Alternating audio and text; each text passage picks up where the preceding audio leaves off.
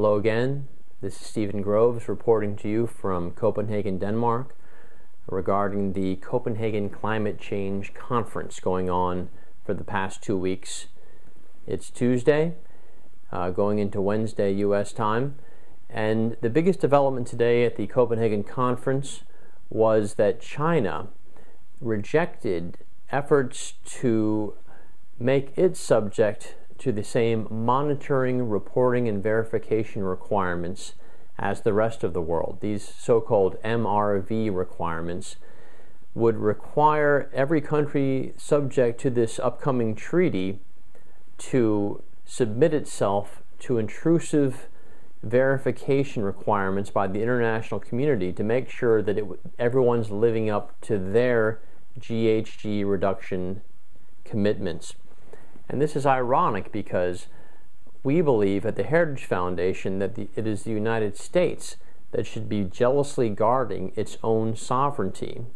And yet the greatest champion of sovereignty in this negotiation has turned out to be the Chinese, who don't want the international community to be able to come into its country and determine whether or not it's meeting its treaty obligations. I think that the United States should take a lesson from the Chinese on this front, and that monitoring, reporting, and verification requirements for the United States should be the same as they are for the Chinese, because the U.S. is different than the Chinese. U.S.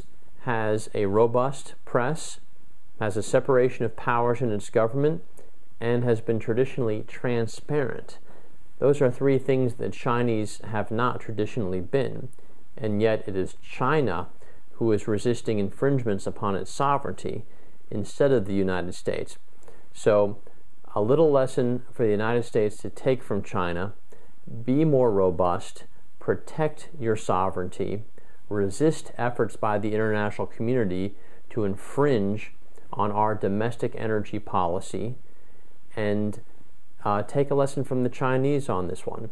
So hopefully at the end of the day, the United States will not sign on to any type of treaty that will infringe on our sovereignty, that will allow a new international bureaucracy to infringe on our domestic policy and make judgments regarding our compliance with our treaty obligations.